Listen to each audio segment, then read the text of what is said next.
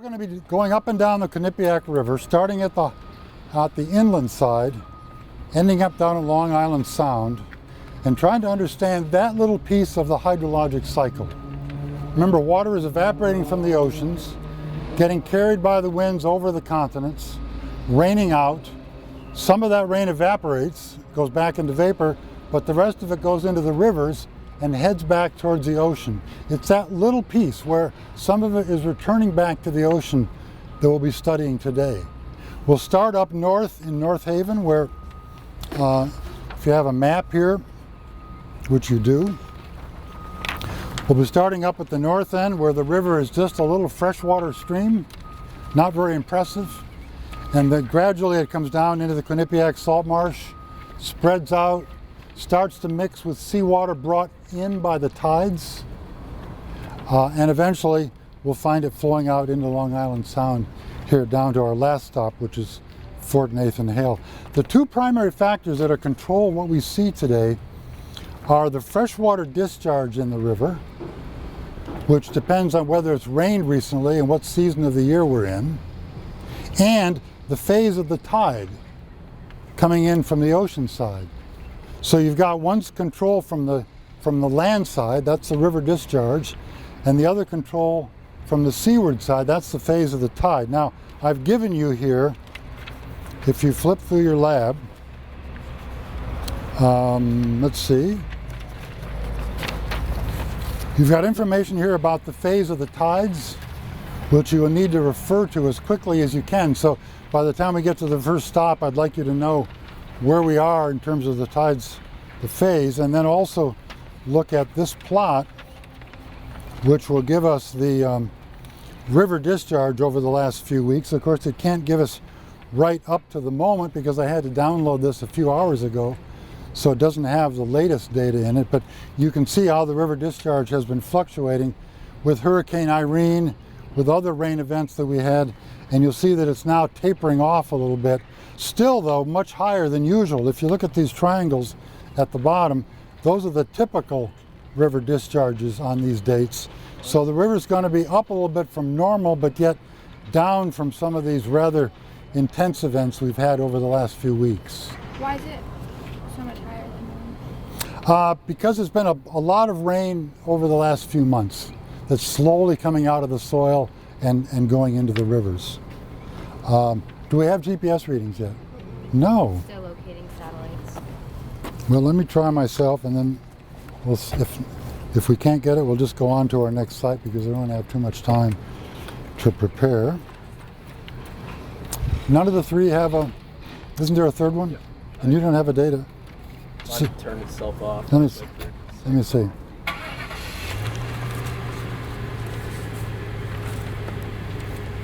Yeah, it may be these were used in some distant location recently. I took one to Scotland, somebody else took them to Indonesia, and they may not know. Was that you? Yeah. Anyway, they may not know yet that they're back in New Haven, so and make them. So let's get on the bus and go to our first stop, and we'll try to we'll get some readings there. First of all, become familiar with this map. It has terrain in color, roads in white, rivers in blue, and the watershed boundaries in black. Now, there are three rivers that come into New Haven Harbor, and they are shown on this map. There's the West River, the Mill River, and the Quinnipiac River. Please locate those, and we are going to be studying the Quinnipiac River today. Remember, the watershed boundaries are important because if a raindrop falls on one side of the boundary, it goes into one river. If it falls on the other side of the boundary, it goes into the other river, because these watershed boundaries are on the high points that separate these watersheds, the divides, if you like.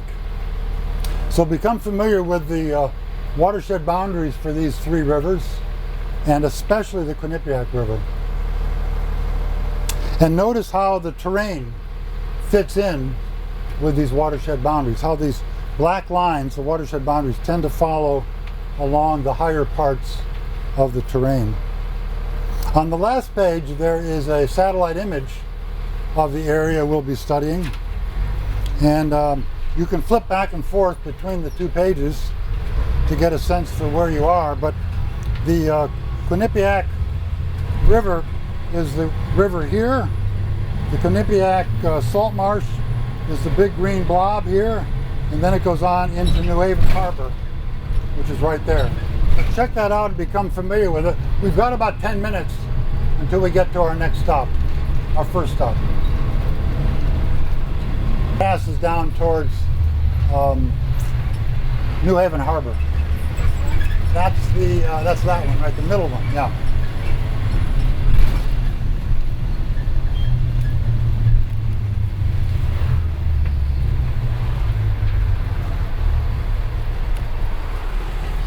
The geography is pretty complicated here because roads crisscross everywhere. So it's not always trivial to know where you are on a simple map like this.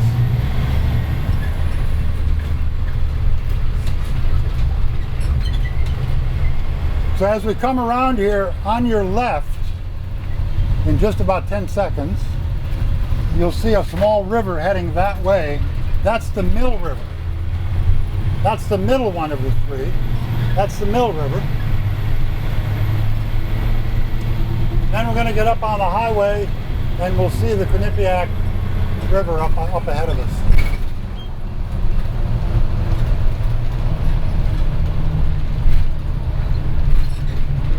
The Mill River is the one that comes down from Lake Whitney. If you've been up that way.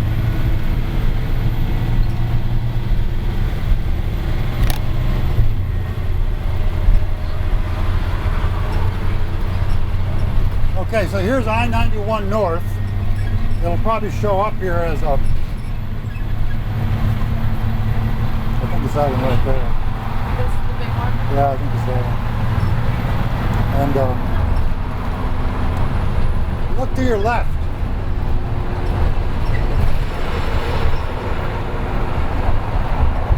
That big flat area over here, that's the Quinnipiac salt marsh. The river meanders back and forth through that salt marsh. You see it's about 2 miles to the other side of it, and then the terrain starts to go up again. So that flat part is the Quinnipiac salt marsh, and you'll see it on your map and your image, with the river meandering through it. Let me show you where we are. Can I borrow yours again? Oh, absolutely. We are right about there. Everybody see where I'm pointing?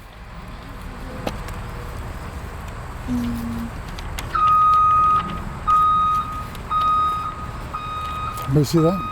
This would be stop, well, on the table I guess it's stop number 2, but it's really our first stop on the river. Actually, it's where that little blue dot is in the middle of the white road. Does that show up? Yeah. And just to orient you, north, south, east, west, and this is the Quinnipiac River. So before we do much discussion, I'm sorry? Is north like this way on the map? North is more or less up, more or less north, yeah. Let's get our data. So we hope latitude, longitude. We need to get a water sample, and Meng has bottles, and we need salinity and temperature of the water, and temperature and humidity of the air from the kestrel. So everybody get to work, and let me work with you're part of that team, right? So you may have the toughest job. You've got to get down there and get a sample of this stuff without falling in or making yourself all muddy. And I don't quite know how you're going to do that. Okay. But these little outcrops are good of concrete, but then we run out of them down there. Let me hold everything I can possibly hold to help you. And if you want a hand up, I want to get sort of like underneath. it doesn't matter too much, but try to get it full if you can. As full as you can. Beautiful. Well done. Very graceful. Thank you. Graceful. Now, can you grab that again? So this gadget, once it's turned on, which it's on, you need to basically just swill that around in there until these measurements start to settle down, and it'll never reach an exact constant. But while you're doing that, you take it. So we've got a conductivity meter here. The way we're measuring salinity is with a little device that measures electrical resistance as electricity flows through the water from one electrode to another. And the units for conductivity is the Siemen. I believe it's spelled S-I-E-M-E-N. There's a famous chemical company by that name, S-I-E-M-E-N, named after the same German scientist that got his name on this one. However, we are going to be reading either in millisiemens, which is 10 to the minus 3, or microsiemens, which is 10 to the minus 6 conductivity units. So when you're reading this, try to figure out if it's a little mu, which would be micro, or a little m, which would be milli. Is it? Micro. Yeah, it's going to be micro here. So has it settled down at all? It's hovering around 350. Push it in a little bit further. Okay. Yeah. Okay, why don't you read out a temperature and a conductivity, so everybody can write it down. Okay. Conductivity is 350 microsiemens, and the temperature is about 18 degrees Celsius. Everybody get that? 18.0 degrees Celsius. Okay. Now it might be we can put that water in there to save us having to get a separate trip.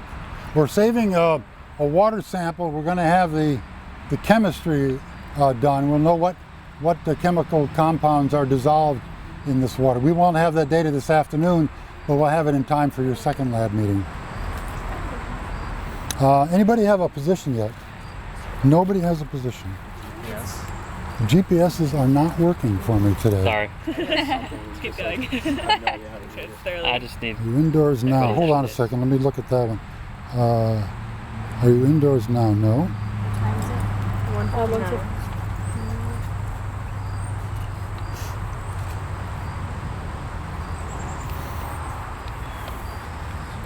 Who else has a GPS? For air temperature, I have 27.9 degrees Celsius. That's fair. You almost got me.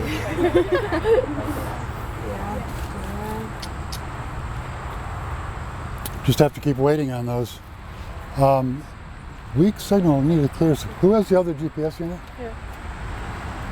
Waiting for satellites. We're going to keep waiting. That's all we can do. If we don't get data, we'll get it from another group. We'll get it to. Now, if you've got that data, is you've got full data all the way across here? Okay, except for that. Okay, salinity. The way you do that is to basically multiply by what? 0.5 and then 10 to the minus. Yeah, that's right. So that'll be 0.175 parts per thousand. Does anybody know what the salinity of seawater is? Salinity of seawater? 35 parts per thousand. So the salinity is not zero, but it is very small compared to seawater salinity. Why is there any salt at all? We're far from the ocean. Why is there any salt dissolved in this water? Decaying organisms and Yes. It's like running over rocks in the. That's right. The rain has fallen into the soil, and as it's moved through the soil, it has dissolved a little bit of material that you now find in that water. So that's just a little bit of dissolved material from the rocks. The reason why that's important, though, is because over geologic time, that tiny bit of dissolved material will concentrate in the oceans. A little bit goes in. When it evaporates, it leaves everything behind. You just get the water coming off. A little bit more goes in, and over, 6 billion years of Earth history, you build up the salinity of the oceans. So this little bit that you're measuring is very important because it is the ultimate source of the salinity in the oceans. That's why we measure it. Now, we want to get a sense for what the river is doing as well. First question I have for you, is there any sign of salt-tolerant species at this location. Any sense that there's any, we get a very low salinity at the present time, but maybe on some other days you get salt up here, but if that were the case, you would see salt-tolerant species growing here. Does anybody know enough botany to tell me whether we see any of those? Well, I'll tell you, we don't. We don't find any salt. We will at almost every other stop, but here we find just freshwater competitive species. I want to get an estimate for you, or want you to get an estimate of the discharge and compare that with what the value is on the plot that I've given you. And here's what you need to do. Estimate that width in meters. Make a guess as to the depth. That'll give you the cross-sectional area of the river. And then multiply it times the speed of the flow. That's going to be a length times a length times a speed. It's going to have units of cubic meters per second, which is a discharge for a river. So how wide would you say that river is? 15 meters. 15 meters. Let's try that. And how deep do you think it is? This is the hard part, because you really have no idea. But you can kind of see how it goes in, you know, and... I'd say like 3 meters. I'd say 2. Let's try 2 meters. And remember, it's a triangle, so it's going to be the width times, it probably slopes down to the middle and slopes up. So it's probably half of that, right? So, and then what is the flow speed? You want to guess the flow speed? Look at the leaves.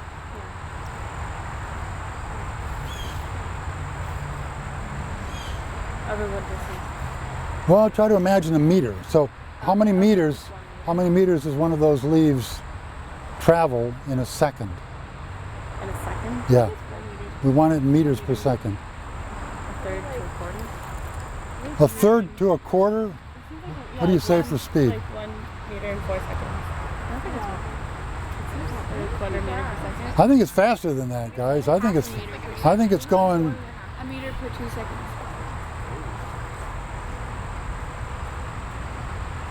Okay, so a second is like 1 Mississippi, 2 Mississippi. So 1 Mississippi, 2 Mississippi. All right, so I think it's between a half and a full meter per second, something like that. But the surface speed is different from the... True. So there again, we're going to be overestimating it if we use the surface speed, because for example, look here near the shore. See how slow that is? And near the bottom where there's friction, it's going to be a little bit slow as well. So you might want to cut that value in half too when you're computing a discharge. Now, I admit to you, this is a very rough way to do it. But I want to give you the sense that this is basically an easy physical quantity, at least to understand, if not to measure. It's just the volume flow rate, and the plot that you have is in units of cubic feet per second. So you're just going to have to do that conversion to compare it with what you have over here. According to this, we have a discharge somewhere around 200, 3, 4, 5, yeah, about 200 cubic meters, cubic feet per second, if I've read that right. So you're going to want to compare that with the estimate you have just done. So are there any questions about this site?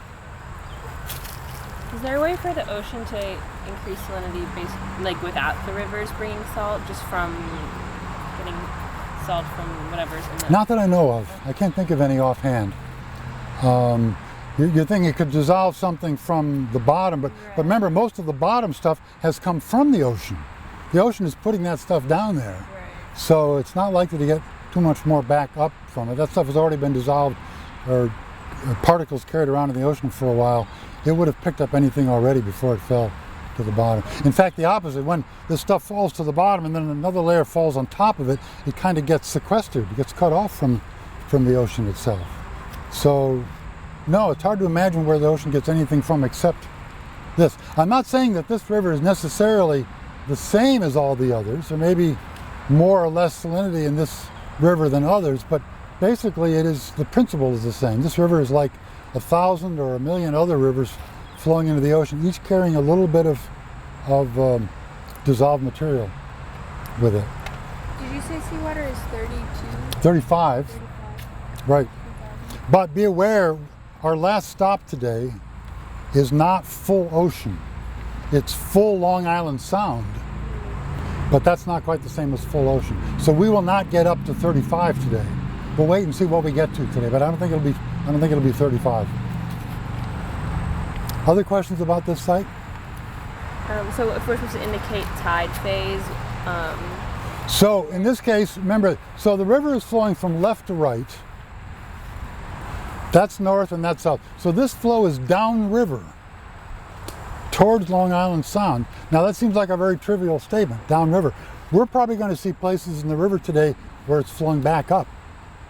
Once we get into that tidal influence, depending on the phase of the tides, we might see water coming back up the river, but not here. It's fresh water. I think the tide never gets here, so that's just the stately flow. And the water is fairly high compared to normal at this year, and yet not nearly as high as it was, say, a week or two ago when we had those big rain events. There the water would have been somewhere back up here.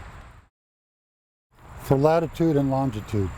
It's, for latitude, it's 41 degrees, 23 minutes, and 54.4 seconds. What was that minute? 23 minutes and 54.4 seconds. And then longitude is 72 degrees, 52 minutes, and 4.5 seconds. Okay, and if at the other stops we get the other ones working, we'll write down multiple numbers to compare with each other. Great, at least we got one working. Let's get back on the bus and go to the next stop. I want to be as far away from there as possible because of mosquitoes.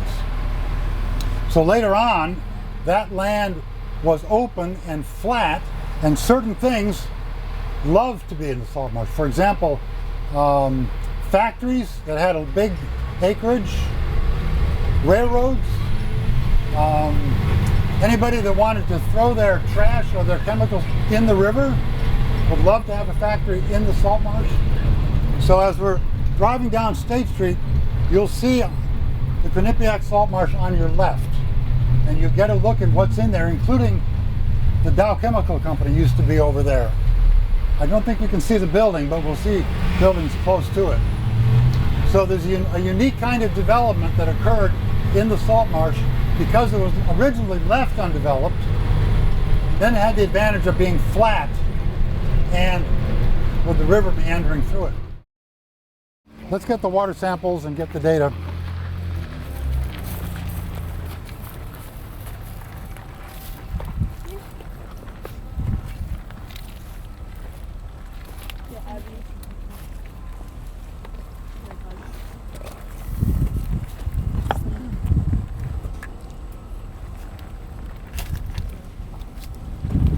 I'd like to show everybody where we are while we're waiting. Can I do that? Yeah, I love that. So we are actually, where's the sun? Let me get over here so you can see where I'm pointing. We are actually right about there. I'm going to put a little dot there. For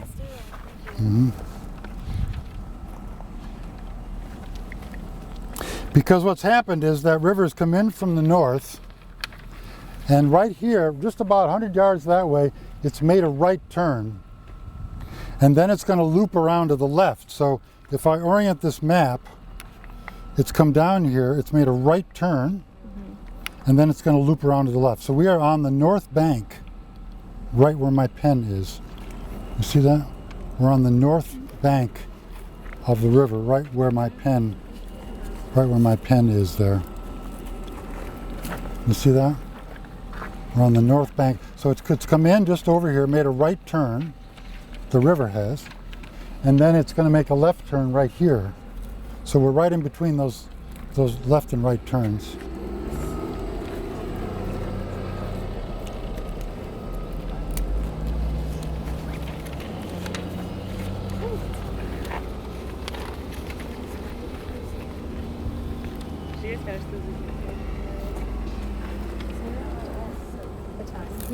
So everybody should be reading out their data and so people can write it down. Do you need some help with that? So page forward, keep going. So this one, right? Page, mark, enter. Oh, okay. So you're right down to the bottom. Okay. Oh wait. For latitude, I got 41 degrees, 21 minutes, and 990 seconds. And what? Can you read that again? 890. Let me see yours for a second. Yeah, 41, 21, 890. Wait a minute, I'm going to change hers because she's got degrees and then decimal minutes. So I'm going to change that. I have 41 degrees, 21 minutes, and 53.8 seconds.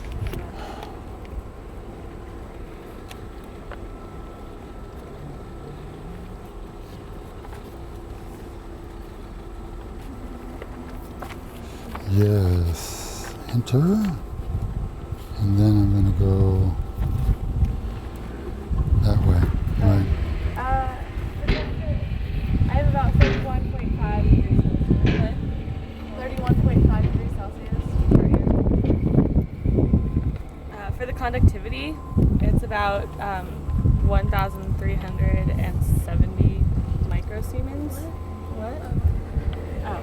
See, that's now in degrees, minutes, and seconds. And the water temperature is 18.9 degrees Celsius. Oops, sorry. 18.9 degrees Celsius.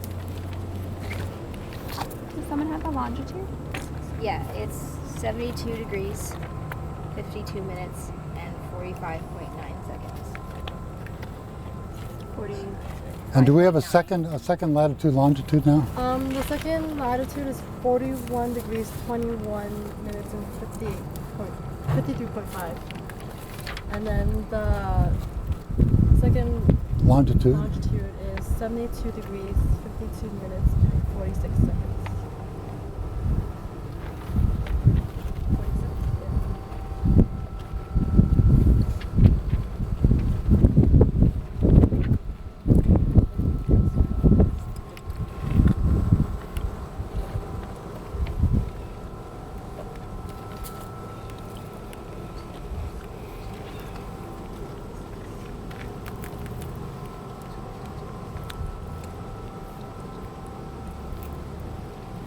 You have all the data you need? Okay. Did she give a conductivity? Yeah. So can you convert that to salinity? I think you need to, it's here. This is going to be harder to estimate. What's the air temperature? It's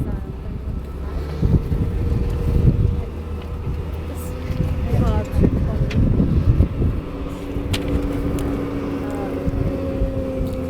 You're good for something. The only thing. That's it, I don't know. I don't even know where I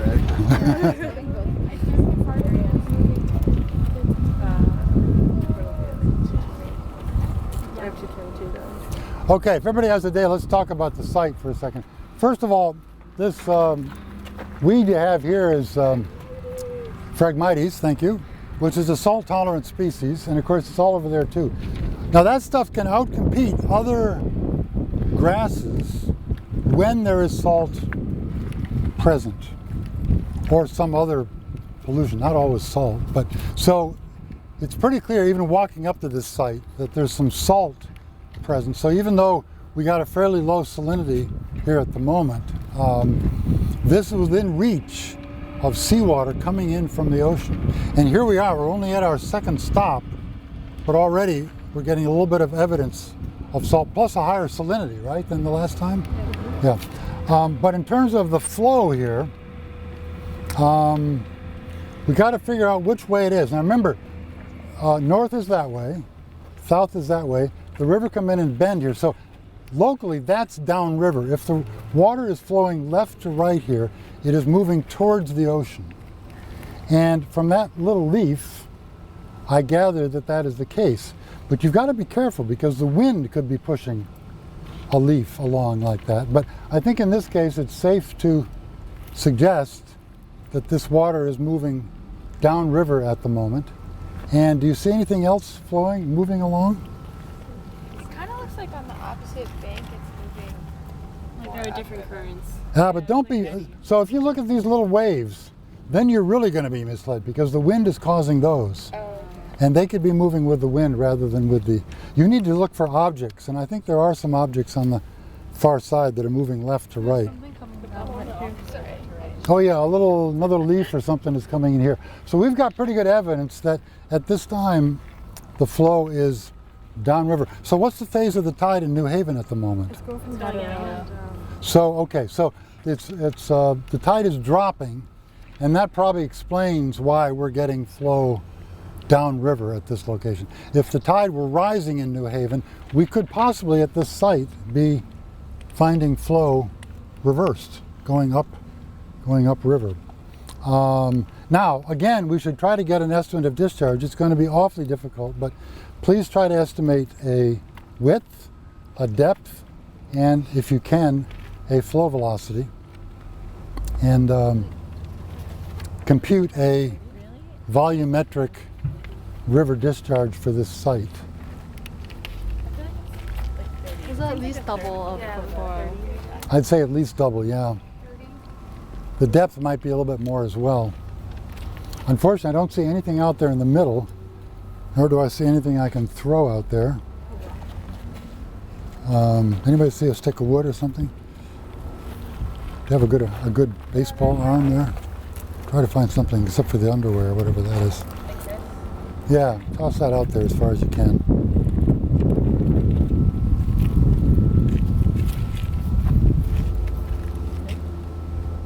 Yeah, so it's definitely downriver. So try to get a speed from that in meters per second. That's a good marker.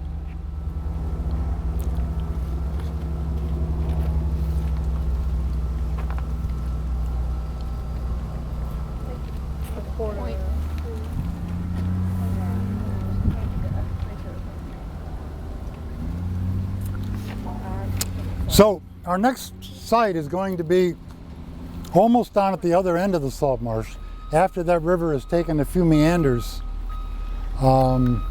So we're likely to see some big changes down there a ways. I'll try to show you the next stop on here so you get some sense of where it is. Can I borrow someone's map? You're good for this. Once again, we are here. I believe our next stop is going to be all the way down here, almost at the other end of the salt marsh, where it begins to open out into the inner harbor and then eventually into the outer harbor of New Haven. So it's going to be approximately there for the next site. Okay? Thank you, Ann. Let's get back on the bus and we'll be on our way. We're going to make a right turn on Second Point Road, and we're going to cross over the Quinnipiac, over the bridge you see right there to your, well, that's a building, but there's a bridge over there that goes across the river. We're going to cross over that, so you get a look at it just before it reaches the stop we were at. So here we are. Where are we? Is the question. We are.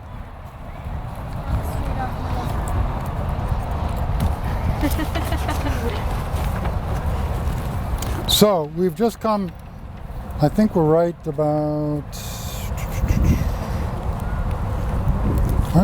there. It's just come under the bridge, right? The river comes under the bridge and then begins a big sweeping turn to the right. That's what we're seeing there. So we are just where my pen is, right there. Yeah, perfect. All right. Everybody got that? So get what data you can, but then take a good close look at the river there and try to estimate the discharge at this place. And we'll have some salinity data in just a minute. As you try to do that estimate, I think you will begin to suspect, like I do, that you're going to get a big number. right? Because it's wider here, deeper here, and it seems to be moving faster here than any place we've seen so far. So how can that be? How can there be a little trickle of a stream coming in from stop one, and then here we are, and the water, where'd all that water come from? Why is there more water passing here than there was coming into the... Is it from like the entire watershed kind of trickling down to one point? It's like deeper not here exactly. That's like collecting, kind of, or You're getting there. I haven't heard it quite tide. Right. So just an hour or so ago, or a few hours ago, there was a lot of water going that way. And we're here too late to see it. That water went in, accumulated in the salt marsh, and now it's flowing back out again. So this is many times the freshwater stream flow we saw at stop one, because water from the ocean has gone in, joined with that fresh water, and is now moving back out. And there's much more of it than there was fresh water at stop one.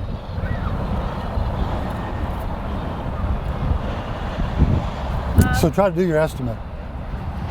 for airtime, I have 26.7 degrees Celsius.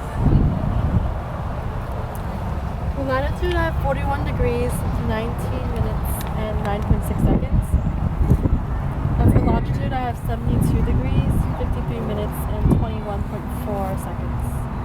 Wait, can you say that? 72 degrees, 53 minutes, and 21.4 seconds for longitude. And 41 degrees, 19 minutes, 9.6 seconds for latitude. 9.6. Yeah.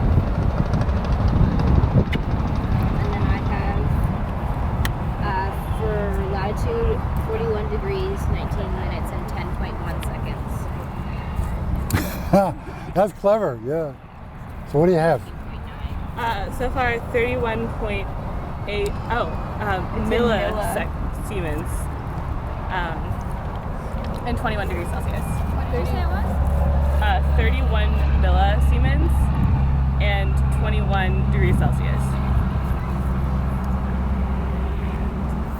So converting that to salinity, can someone do that for me? What do you divide by 2? Like 15. 0.5. Yeah. Okay, so that's a big, and what was the salinity at the last stop? 0.685. 0.6, so more fish. Write that down, more fish, okay. Species? Minnows. Yeah, minnows.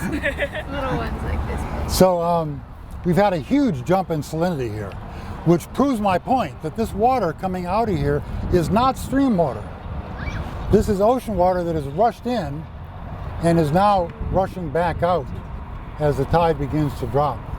And that salinity proves that. Any questions on this stop? We're a little bit behind time, so I want to, I think, have a sprint to the bus, unless there are questions. I said 60. 60 meters. 60 meters, possibly, yeah. And then how deep are we in Whatever you think. 10 meters. 10 meters? That's like 30 feet. Probably half that, 5 meters. Yeah. Are you gonna half this off sometimes? That's it, 1 meter. I'd say at least, yeah. Maybe 2 meters per second, I think, yeah. This stuff's really moving. This seems pretty less triangle-y, right? Less Less of a triangle? deeper in the- Maybe. Hard to say.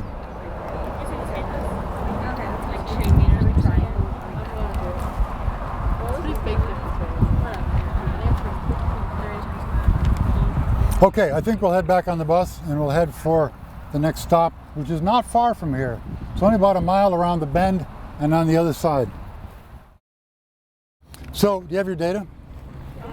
Yeah. We're just waiting for the salt. But so this is a very wide, the river has opened up into really a harbor here. And it's very hard to tell the flow. The little waves you're seeing there are just responding to the wind. But please, look at these little buoys. They are fastened to the bottom and then they're tipping with the current. So they're giving you a good sense of the current direction, and that is downriver, right? The harbor in Long Island Sound is to our left. We've crossed over the river, remember? We're on the other side, so downriver is that way. And so there's going to be a bigger influence of the ocean the further we get towards the sound. And I'm waiting to see what our salinity values are here. 29.8 millisiemens for the salinity. I can't hear you. What? Sorry, 29.8 millisiemens for the salinity and 20.5 degrees Celsius for the water temperature. That's lower salinity. That's even slightly lower salinity, yeah.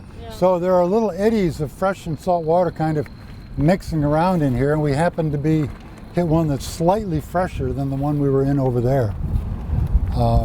But I think, so this is our next to last stop. Our last stop, we can see if the salinity jumps up another level. Any questions about this site? You get a good view of where we come. You can even see the Giant's Head right through the gap there. And you can see the dump, the hill. So you know where you are. That's I-91 there. You can tell where we've come from. And now we're going to head south into the outer harbor. And we're going to end up right down near the edge of your map. We're going to end up right down here So somewhere. right now. Okay, let's get our data.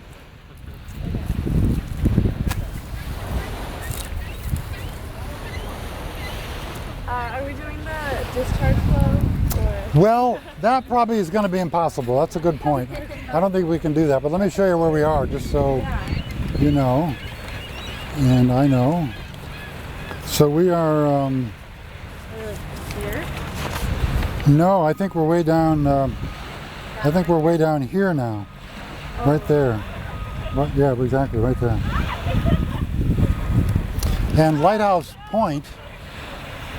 You can't. Yeah, there's the lighthouse. You see it? It's hidden by the trees, but there's the lighthouse right there. So this is a big bay. You see, it's this big bay right here that we're in. So then the lighthouse is here? Right, exactly. That's where Lighthouse Point is. Yeah.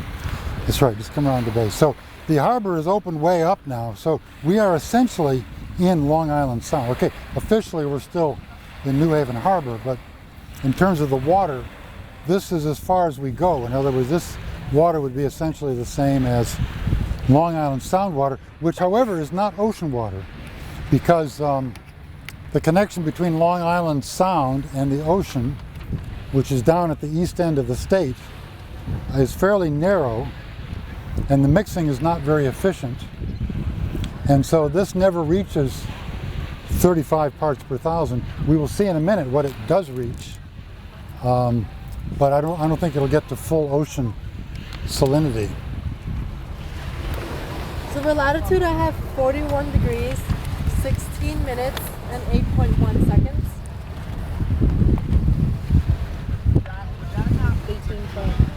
8.1 or 8. For longitude, I have 72 degrees, 54 minutes, 7.9 seconds.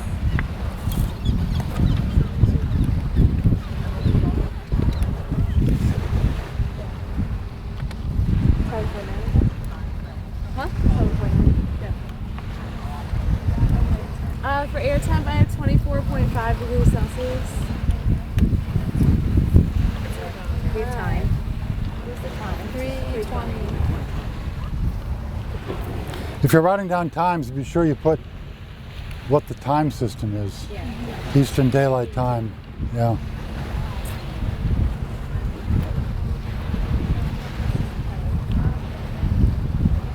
Has that air temperature changed very much during the day? Yeah, we started out at 28, we went up to 31, and now we're down to like 24.5. So just the warming of the day, perhaps? Yeah, or even, it changed a lot with the shade, I feel like. Oh, that could be it too, yeah. Yeah. That could be it too. And the water temperature has been colder though. Is that right, than the air throughout? Yeah. Yeah. The conductivity is about 35.4 millisiemens, and the water temperature is 22 degrees Celsius. How does that water temperature compare with earlier? 17 points, the warmest. It's warmer, yeah. Isn't that odd? So actually the stream is colder because, okay, the Long Island Sound has been storing heat all summer. And as you know from our discussion of hurricanes, right now is about its maximum temperature. Whereas the stream is just whatever happened to fall, whatever temperature that rain was when it fell a few weeks ago. And I guess that was a few degrees colder. So it's odd, but right now the stream water is colder than the stored heat that's in the in Long Island Sound. And what does that make the salinity then? 17.7. 17. So I thought we were going to get closer to 20, but we're pretty close to 20. So I think that's what we're, that's going to be essentially Long Island Sound salinity, 17 parts per thousand.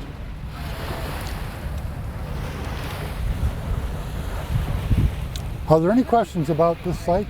What do you see out there? What's that break rising out? Like it kind of juts out of the water. Yeah, that's a breakwater. That's a stone wall. There's 3 of them actually. There's another one over there. The building. That's a little, another little lighthouse at the end of the. That's a breakwater, so the waves don't come into the harbor and make the ships rock at their pier.